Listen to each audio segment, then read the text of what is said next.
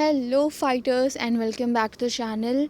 तो आज है 12 नवंबर 2020 और हम डिस्कस करने वाले हैं द हिंदू का एडिटोरियल। फ़िलहाल आज बेसिकली मुझे एक ही आर्टिकल जो था वो इम्पॉर्टेंट लगा है, तो चलिए डिस्कशन शुरू करते हैं। और ये आज का आर्टिकल है कोविड-19 की वैक्सीन के ऊपर क्या डेवलपमेंट हुई है उसके बारे में है। इस आर्टिकल को लिखा गया है आर प्रसाद के द्वारा।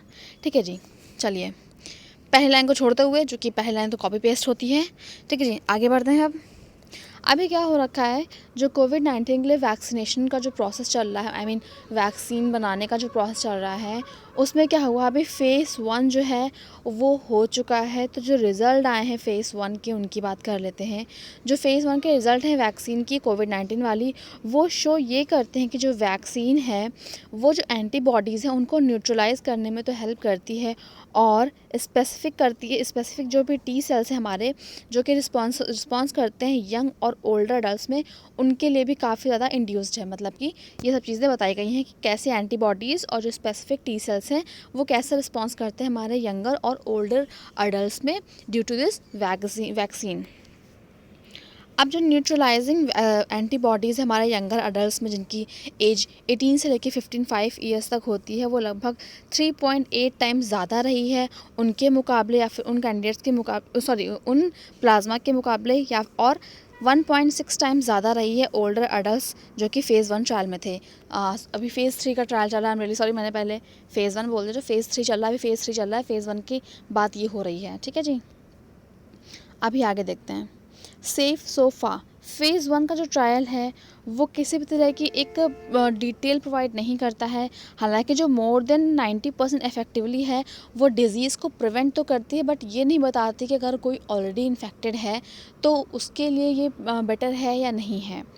ठीक है जी, अब जो 90% इफ़ेक्टिवनेस है वो रिपोर्ट है बेसिकली, वो जो रिपोर्ट की गई है बेसिकली करी गई है सिम्प्टोमेटिक इन्फेक्शन पे।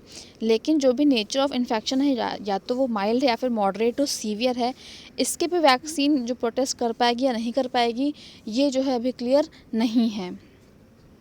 और जो इफ़िकेसी है जो इवैल्यूएट की गई थी 7 डेज़, जब सेकेंड डोज का हो गया था उसके 7 डे बाद इवैल्यूएट की, जो कि इंडिकेट करता है क्या, जो भी प्रोटेक्शन है वो मिलती है 28 दिन के बाद। और ये 28 दिन कब के हैं? ये 28 दिन तब के हैं जब हमने पहला डोज जो है वो ले लिया था। ठीक है जी, और जो सेकेंड डोज़ है वो दिया जाएगा कब?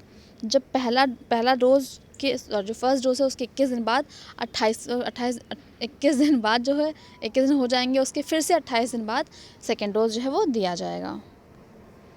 ठीक है जी, अब जो एंड पॉइंट है इस वैक्सीन एफिकेसी का, ठीक है, जो एंड पॉइंट है वो बताता है कि जो हमने 164 ट्रायल पार्टिसिपेंट्स जो थे वो इन्फेक्टेड थे।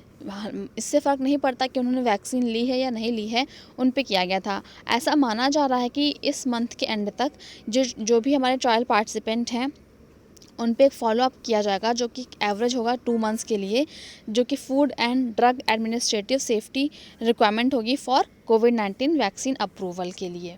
ठीक है जी, अब हालांकि जो सारे के सारे ट्रायल पार्टिसिपेंट हैं, इनका ये वायरस के लिए टेस्टेड नहीं है।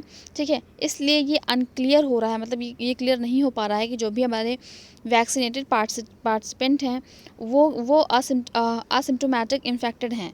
ठीक है जी, अब जो है देखते हैं the duration of protection. Duration क्या होगी प्रोटेक्शन की? जो इंटरनल रिजल्ट्स निकल के आ रहे हैं, ठीक है, वो इस बात को रिवील नहीं करते हैं कि जो अडल्ट के लिए ये वैक्सीन है इफ़ेक्टिव है या नहीं है। अडल्ट का मतलब है old adult, more than 55 years, जो कि वैसे भी बहुत ज़्यादा वल्नरेबल हैं इस कोविड-19 के वायरस से, और ज़्यादातर उन्हीं की डेथ्स भी हो रही हैं।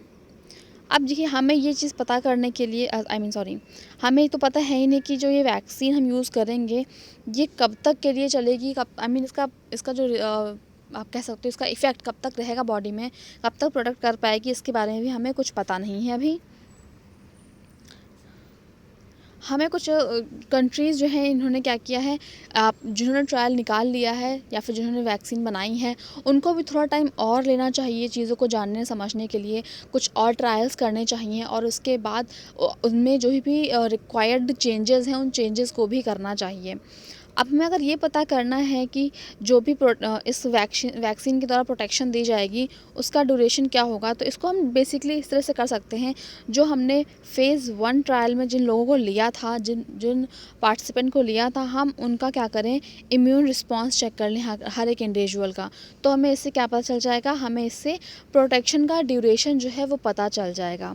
जो एक पी फिज़र है, आई डोंट नो उसको पी फिज़र बोलेंगे कि फिज़र बोलेंगे, पी साइलेंट है या नहीं है, बट मैं इसको पी फिज़र बोल रही हूँ। पी फिज़र जो है इकलौती ऐसी कंपनी नहीं है जिसने यूज़ किया है mRNA प्लेटफॉर्म को, जिससे कि हम कोविड-19 वैक्स को बना सकें। ठीक है जी। जो वैक्सीन कैंडिडेट है हमारे मॉडरेना के, या फिर NIAID बोलूँगी मैं इसको, ठीक है। ये जो है इन्होंने भी क्या किया है, ये एक एडवांस फ़ेज़ 3 ट्रायल पे चल रहे हैं और इन्होंने भी सेम mRNA प्लेटफॉर्म को यूज़ किया है, और अदर भी प्लेटफॉर्म्स हैं उन्होंने भी यूज़ किया है। हाँ जी, अदर प्लेटफॉर्म्स नीचे लिखा है नोवावैक्स, सैनोफी एंड ग्लैक्सोस्मिथक्लाइन। ठीक है जी, इतना हो गया। अब क्या हो रहा है, जो हमारी ऑक्सफोर्ड यूनिवर्सिटी है उसने भी वैक्सीन के लिए टेस्ट जो है स्टार्ट कर दिया है एस्ट्राजेनेका जेनेका के द्वारा। और जो इनकी वैक्सीन के रिज़ल्ट्स हैं, इनके वैक्सीन रिज़ल्ट्स वही हैं जो कि हमारे पुराने रिसर्चर्स के थ्रू मिल रही हैं, मतलब कुछ खास चेंजेस नहीं है, सिमिलर हैं पी फिज़र के रिज़ल्ट के द्वारा जो कि इन्होंने अर्ली स्टेज में किया था। ठीक है जी, अब चलिए देखते हैं हम सॉरी, आज का तो आर्टिकल ख़त्म ही होगा, सिंगल आर्टिकल था। आई होप को ये समझ में आया होगा। अगर समझ में आया है और आप चाहते हैं कि मैं डेली ऐसे लेके आती हूँ करंट अफेयर्स, द हिंदू और इंडियन एक्सप्रेस का भी, आज इंडियन एक्सप्रेस का भी मैं आज से कंटिन्यू करने जा रही हूँ। बीच में कुछ गैप हो गया था, बट अब से कंटिन्यू रहेगा इंडियन एक्सप्रेस भी। तो तब तक के लिए बाय बाय।